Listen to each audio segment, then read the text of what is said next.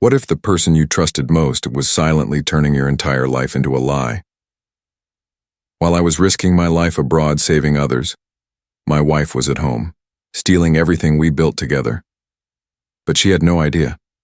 I wasn't the kind of man who just lets betrayal slide. This is the story of how I turned heartbreak into federal justice. Stay with me. You won't see the twist coming. How well do you really know the person you share a bed with? Enough to trust them with everything. Even your future. My name is Ethan Collins. I've spent the last 20 years flying into chaos, hurricanes, earthquakes, floods, risking my life to pull strangers from the wreckage.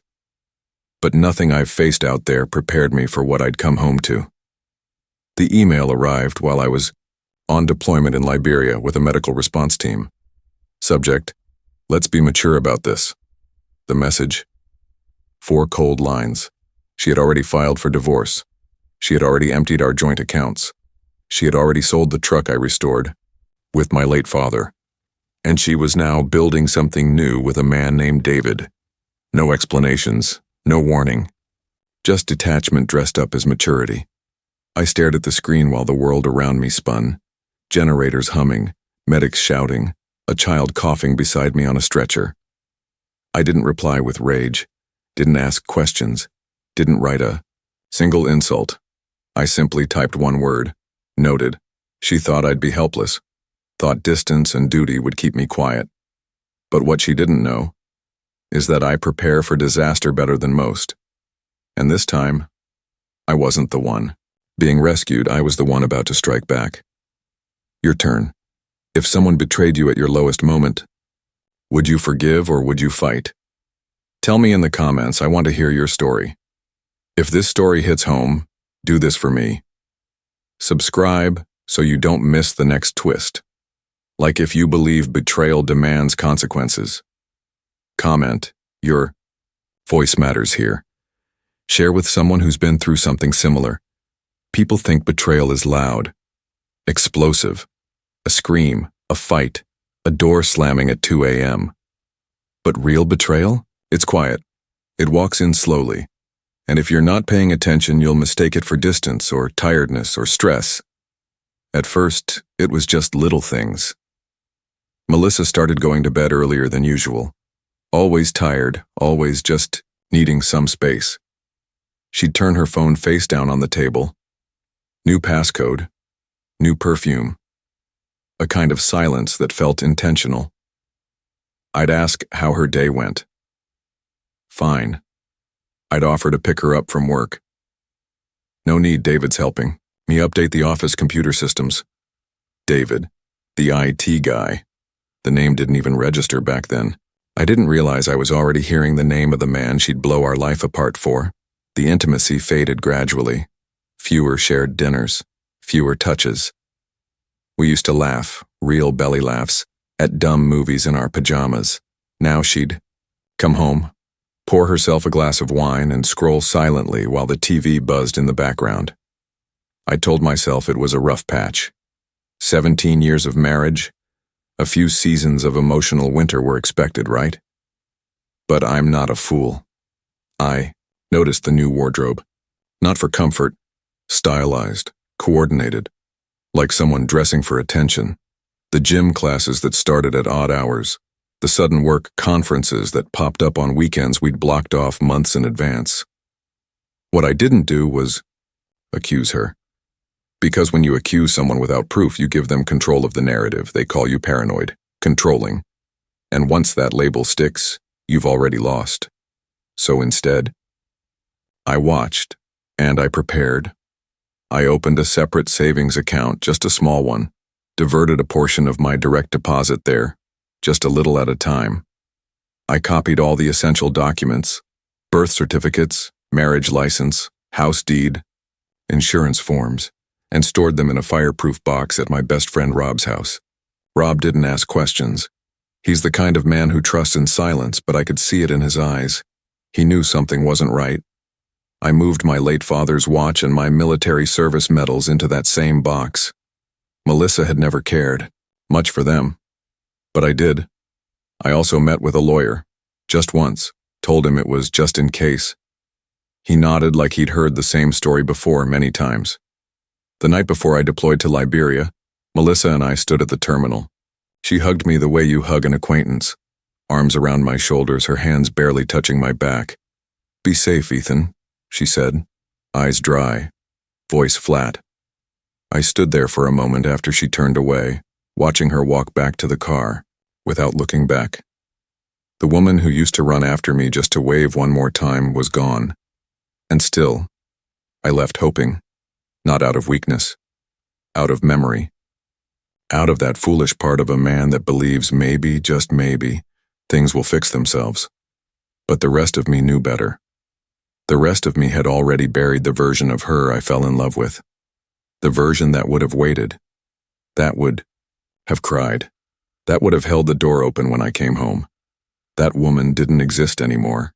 If she ever did, 2 weeks into my deployment, the cracks became craters. It started with a push notification from my banking app, $2,000 withdrawal, then another, and another. At first, I assumed it was Melissa moving money around, maybe paying bills or handling some home repair she hadn't mentioned. But the amounts were too large, too frequent, too deliberate. I logged into the account late that night from a slow, flickering connection at our base in Monrovia. The joint checking account we'd built over 17 years, every emergency fund, tax return, and scraped-together savings, was down to $36.18. Our savings account? Wiped clean. Gone. $89,000, transferred out in 6 separate transactions over the last 3 weeks. The recipient's name was blurred, just initials on my end. But the pattern was clear. Someone was emptying our life behind my back. I remember staring at the screen for a long time. The buzzing of the generator outside, the smell of iodine and sweat, the distant sound of a child coughing in the next tent. It all faded into static. I didn't say anything that night. Not to the team, not to the medics, not even to Rob when I managed to call him 3 days later from a secure line. I just swallowed it. Let it settle in my gut like gravel. Because when you're the guy who pulls kids from mudslides and delivers insulin to flooded villages, you don't get to fall apart over bank statements. Not yet. Still, I needed answers. I used my 1-hour internet slot the next night to access our home security account, something Melissa had probably forgotten I could control remotely. We'd installed cameras all over the property the year before, after a break-in scare. Front door, backyard, living room. The feed was still active, and what I saw, well, there was a man walking our dog, wearing my Seahawks hoodie, using my coffee mug, standing in my kitchen, the one I remodeled with my own hands during COVID lockdown. He kissed Melissa on the neck while she stirred something on the stove. She laughed, carefree, young, as if she hadn't just gutted our marriage with a digital scalpel. I paused the video on her smile. It was real, and it wasn't mine anymore. I closed the feed, sat still for a long time. Not angry, not sad, just clear. Something in me hardened that night. I wasn't in mourning anymore. I wasn't confused. I was planning. She had taken our money, our house, our dog, my clothes, and now she was letting someone else live the life I built. But I still had one thing she didn't account for: discipline. I pulled out a notepad from my rucksack and made a list by flashlight. Call Derek, old Army buddy turned real estate attorney, check title details for the house, verify pension accounts. Look up David Kent's background, contact our mortgage lender, secure. Emergency leave paperwork. By the time my shift started at 500, I already knew 3 things. Melissa had transferred money using access we once promised never to abuse. David was living in our home while I was halfway across the world, feeding malnourished kids and stitching wounds in refugee camps. The woman I once trusted with everything had just declared war. Later that week, I finally talked to Rob. He told me he'd noticed Melissa acting off. She hadn't been returning his calls. And get this, she'd sold my motorcycle, the one I kept in his garage. Said I'd given her permission. She hadn't even told me it was listed. Rob was furious. He apologized like it was his fault. It wasn't. It was mine, for hoping too long, for loving too blindly. And now, It was time to stop hoping. Time to start responding. Called Derek. Told him everything. Every withdrawal. Every forged signature I suspected. He didn't even hesitate. Send me everything, he said. I've seen this before, you're not alone. I asked him to look into David Kent. A day later, he called me back. You're going to want to sit down for this. David Kent wasn't who he claimed to be. His real name was Jared M. Cross. He'd been arrested twice for fraud and once for identity theft. He'd changed his name legally 2 years ago and had been involved in 3 different lawsuits involving women he'd lived with, each one ending in financial losses, contested home ownership, and missing money. He wasn't just some rebound. He was a predator. And Melissa? She either didn't know or didn't care, but it didn't matter anymore. They had played their game. Now it was my turn. The day I landed back on U.S. soil, I didn't tell anyone. No calls, no texts, not even a post online to let people know I was safe. I didn't go home, didn't even drive by. Instead, I checked into a cheap but clean motel just outside Denver. Cash payment, no paper trail. I wasn't hiding. I was hunting. The next morning, I met Derek, the attorney, in person. We sat in a booth at a 24-hour diner off I-25. He was already waiting when I walked in. A manila folder on the table and 2 cups of burnt coffee steaming between us. You look like hell, he said, standing to shake my hand. Feels about right, I replied. He slid the folder over. Everything you asked for, but there's more. You need to see this. Inside were the mortgage documents for our home. The original loan taken in my name through the VA was still there. But on top of that was a refinance agreement I had never seen before. It's dated 6 weeks after your deployment, Derek explained, pointing to the timeline. She pulled out $275,000 using the equity you had in the house. And? I asked, already feeling the storm rising in my gut. She forged your signature. He pulled out a page with my name in crude, shaky lettering. See here? Your middle initial is wrong, and that loop on the E, it doesn't match your DMV file or your passport. This would never hold up under handwriting analysis. I closed my eyes for a moment.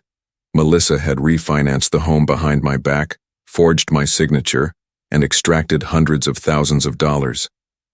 This isn't just betrayal, I said. This is federal fraud. It gets worse, Derek said, pulling out another sheet. She didn't do it alone. A second name appeared beneath hers. David Kent, or as I now knew him, Jared M. Cross. He was listed as a co-applicant, which means, Derek said, he has a legal claim to your house, based on a forged signature. I stared at the paper. This wasn't just personal anymore. This was a coordinated theft, masked as a midlife breakup, and they were counting on me to be too far away, too shocked, too emotionally wrecked to do anything about it. They miscalculated. I spent the next 48 hours pulling every thread I could find. I contacted the loan officer listed on the refinance papers and scheduled a meeting. He was younger than I expected, maybe 30, nervous, corporate, polished. When I showed him my military ID and signature history, his face went pale. I'm going to need to escalate this, he said. I already filed a police report, I replied. Now you need to contact your legal team. He nodded, avoiding eye contact. That evening, I received a text from Melissa for the first time in over 2 months. Who've you been talking to at the bank? Jared says someone's asking questions. I didn't respond. I let the silence grow heavy. The next morning, I went to the county clerk's office and filed an official notice of dispute over the property. The clerk stamped the forms, and with that no transactions, sales, refinancing, transfers could happen without my written approval. Legal lockdown, Melissa called me. I let it go to voicemail. Ethan, we need to talk. The bank called. What are you doing? If this is about the divorce, we can still handle it like adults. I almost laughed. Handle it like adults? This from the woman who gutted our finances in secret while I was treating cholera patients across the globe? She used that same phrase in the breakup email. Let's be adults. But adults don't steal. Adults don't forge. Adults don't hide behind predators with fake names and criminal records. That afternoon, Derek called me again. They froze the funds from the refinance, he said. But there's a problem. Not all the money's there anymore. How much is gone? I asked. Roughly $130,000. Where did it go? That's the interesting part, he said. It wasn't transferred to Jared's known accounts. Instead, it went to someone named Evan Delgado. Another alias? No. Evan's real. He's a realtor. Low-end fixer-upper flipper. I dug deeper. He's done multiple deals with Jared in the past 2 years. And Melissa? There's no paper trail connecting her. Not directly. But Evan and Jared? They've flipped 5 homes in the last 18 months, all under distress sale conditions. And most involved recently divorced women or active duty spouses. That was it. The final puzzle piece clicked. This wasn't just a love affair or a new beginning. It was a scheme, a playbook. Jared targeted vulnerable women, convinced them their husbands were hiding assets, used charm to plant fear and urgency, got them to refinance or sell, then flipped the property with his partner. Split the profits, moved on. Melissa was either too blind to see it, or she saw it and didn't care. But now she was exposed. I called Derek. We move forward, I said. Full legal action. I want the FBI involved. If this has crossed state lines, it's a federal matter. He paused. You're sure? This could get messy. I was saving lives in a flood zone when they decided to rob me. I'm done being polite. A few days after filing the fraud complaint, I received a call from a restricted number. Mr. Collins? Yes. This is Agent Claire Morales with the FBI Financial Crimes Division. We'd like to set up a meeting. We believe you may be a key witness in an ongoing investigation. I met her and her partner, Agent Harwood, at a federal building. In downtown Denver. Plain room, gray walls, 2 cups of burnt coffee, no sugar. They didn't waste time. We've been building a case for the past 6 months, Morales said. Your wife's partner, Jared Cross, aka David Kent, is already on our radar. But until now, we didn't have a direct victim with clear documentation of fraud, forgery, and real estate manipulation tied to VA-backed assets. You have that now, I said, placing the folder on the table. Inside were copies of the forged refinance agreement, my deployment orders, screenshots of the security footage showing Jared in my home, and all financial transactions Derek had compiled. Harwood flipped through the pages, nodding slowly. Your case gives us something we didn't have before, he said. Pattern and motive, especially if we can prove your wife's involvement was more than passive. Was she in on it? I asked. That's what we intend to find out, Morales replied. But either way, this isn't just about you anymore. The agents explained the scope of what I was caught in. Jared and his associate, Evan Delgado, had formed an unofficial partnership targeting properties tied to military families. Widows, spouses of deployed service members, couples going through quiet divorces. Their tactic was consistent. 1. Jared would charm his way into the relationship, posing as a helpful new partner. 2. He would manipulate the homeowner, often someone emotionally vulnerable, into refinancing, selling, or consolidating assets. 3. Evan would step in as the buyer or broker, often listing the home below market value to guarantee a fast cash offer. 4. They'd flip the house for profit, disappear, and leave the original homeowner with nothing, or worse, with legal exposure. They had done this at least 8 times in 3 states, but none of the victims had military housing benefits. None had documentation like mine. None had been actively deployed during the theft. You're our entry point into something bigger, Morales said. You ready for that? I looked her in the eye. I was ready the moment she stole from me. We spent the next 2 hours building the timeline, my deployment orders, the money transfers, the property documents, the emails, the footage of Jared living in my house, his name on the refinance paperwork. Then I dropped the final card. I have camera footage from last week, interior and exterior. I reactivated the backups remotely. Jared and Evan walked through my home with a buyer, talked numbers, discussed, listing it. Agent Harwood leaned forward. You recorded it? Everything. Audio too. I played a clip from my phone. Jared's voice was crystal clear. Let's list at $460K, take the $410K offer, flip it fast. Ethan's still overseas, he won't contest anything until it's too late. Then Evan, just get Melissa to sign. She's scared, and scared people do what they're told. The agents stared at each other. Morales scribbled furiously into her notebook. You just gave us conspiracy to commit wire fraud, real estate fraud, and identity theft on tape, she said. That's enough to move now. Do it, I said. But there was still one more layer to peel back. Melissa. She hadn't been charged, hadn't confessed. And as much as I wanted to believe she was manipulated, I couldn't ignore the facts. She'd, though, signed the refinance documents. She'd moved Jared in. She'd laughed in my kitchen. Was she a victim or an accomplice? That night I got another message from her. I don't understand what's going on. Jared says you're trying to destroy us. This doesn't have to get ugly. No apology, no accountability. Just a veiled threat and an attempt at guilt. I didn't respond. Instead, I waited. Agent Morales called me the next morning. Do you want to be there when we serve the warrants? No, I said. I'd rather watch it unfold from a distance. She understood. We set up the sting for the following Monday. Jared and Evan were scheduled to meet a new cash buyer at my house, actually an undercover agent. They didn't see the SUVs until it was too late. I watched the whole thing from my truck. Parked a block away. FBI agents swarming the house. Evan on the curb in handcuffs. Jared trying to argue, bluff, charm his way out of it. Didn't work.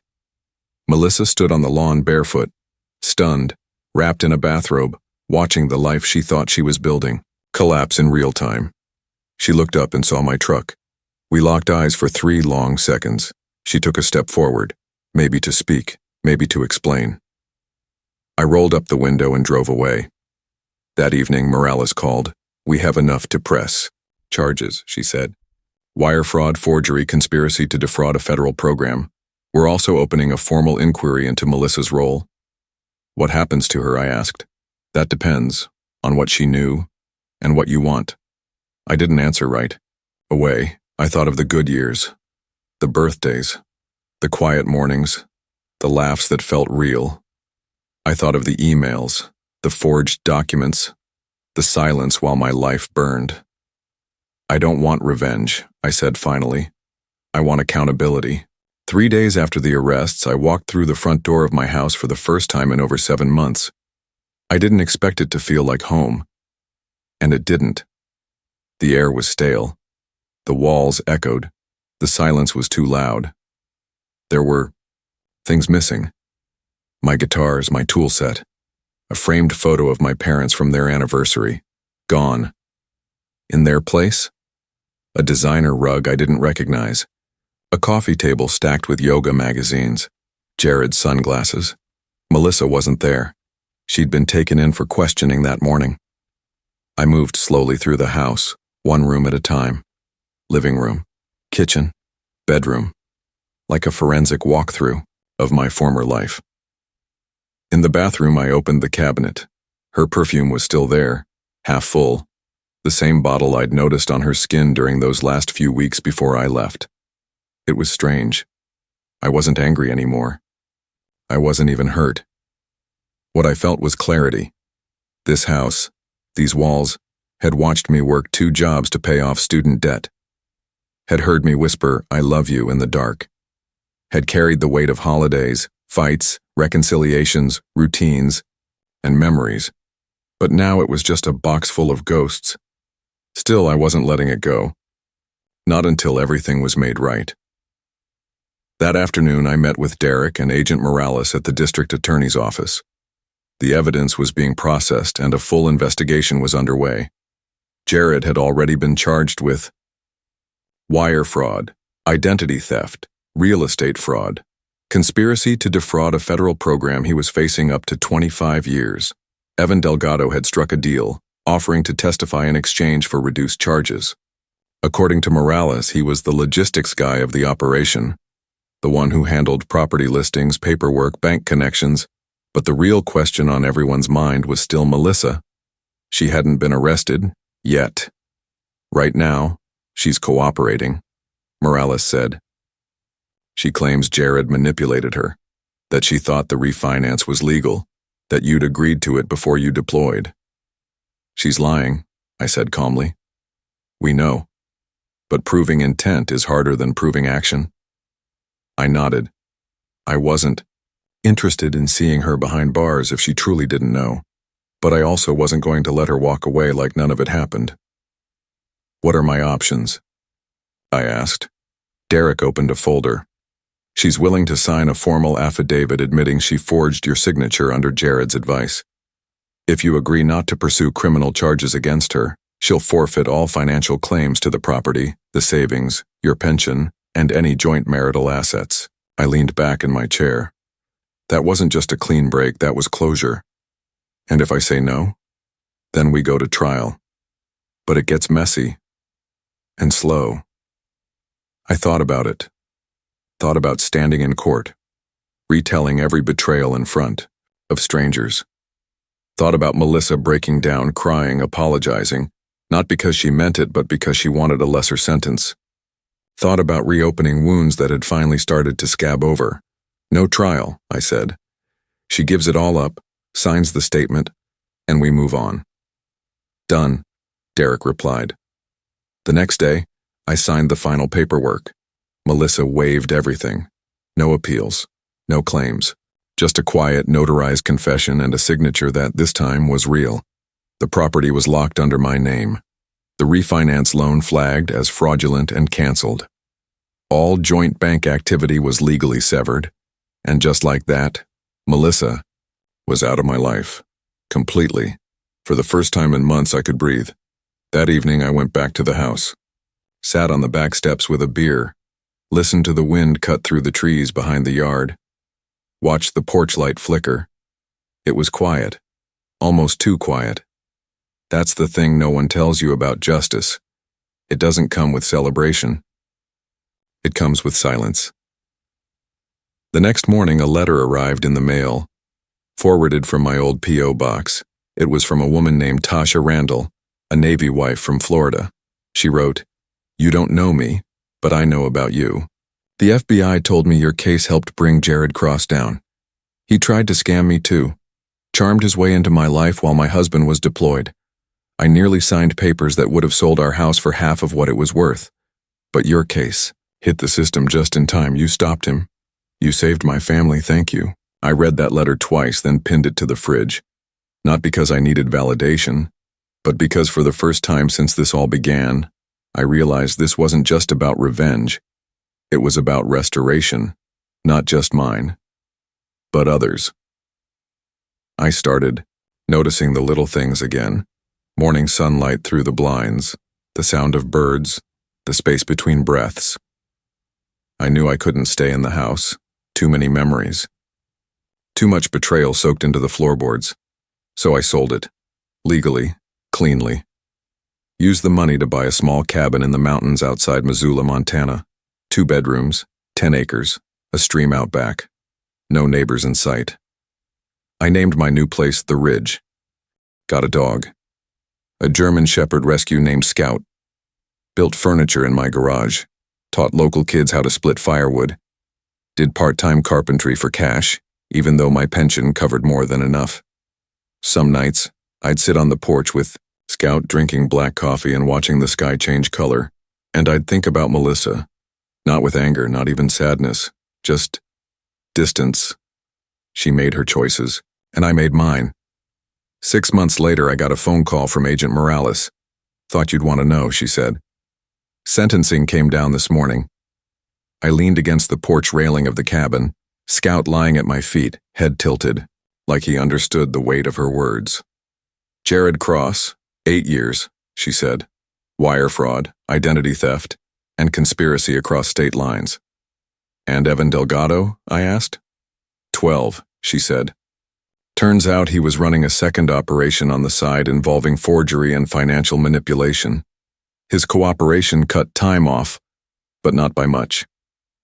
I let the numbers settle in the silence. Not with satisfaction exactly, but with a strange Steady kind of peace. They'll be out one day, I said. Maybe, she replied. But they'll never do this again. And that's largely because of you. I thanked her and hung up. It was over. At least the legal part.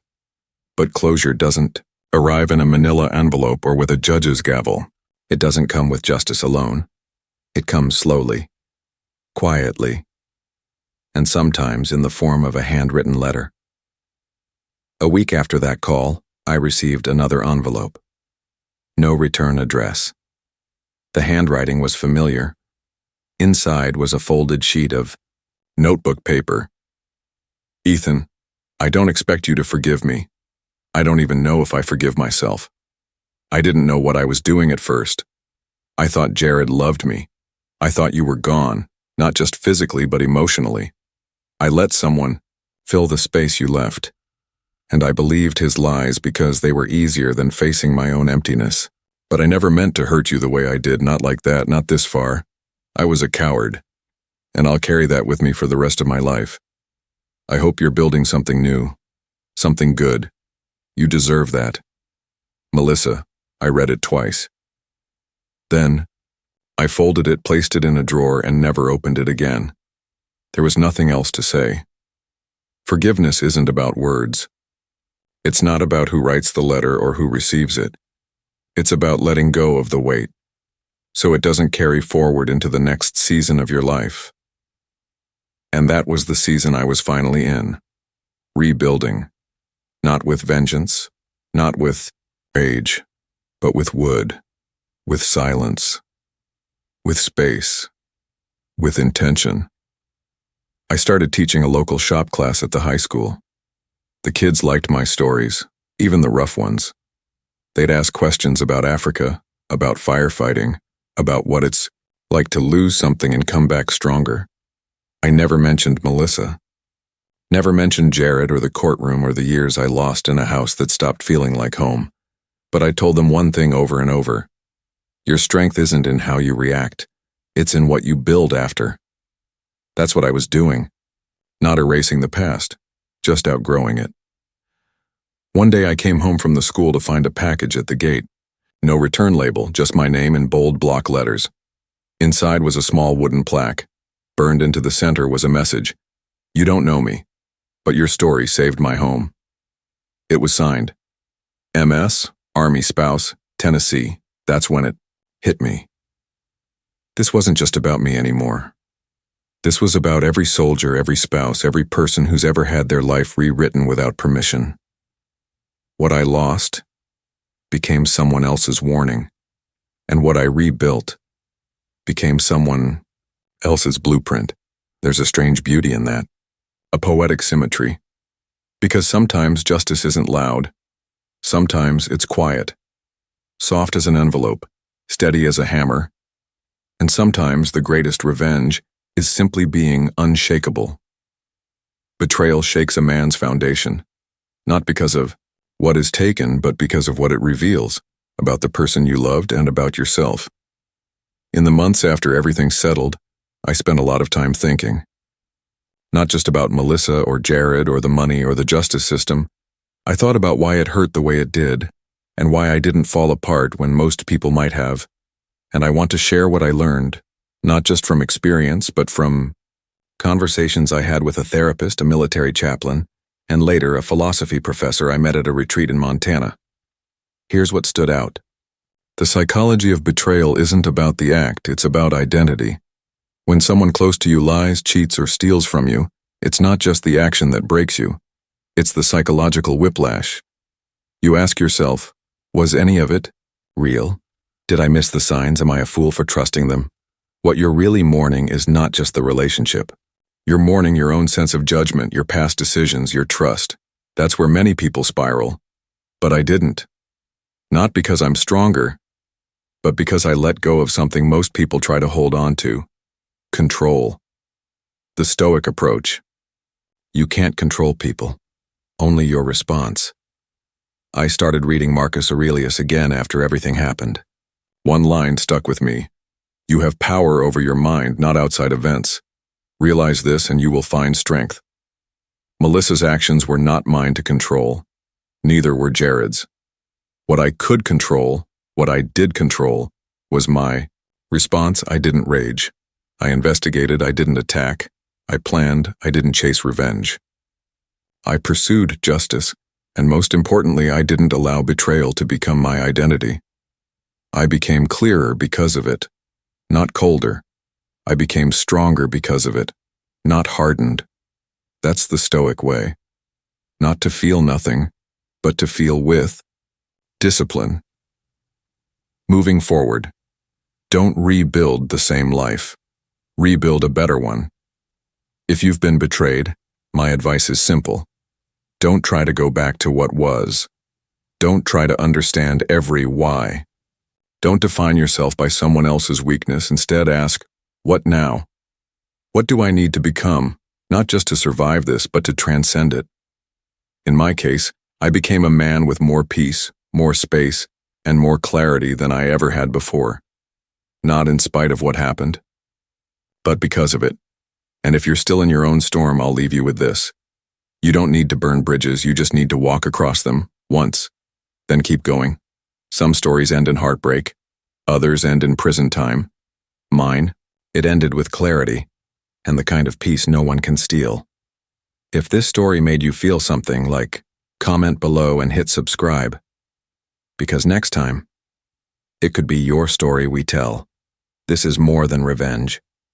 This is redemption.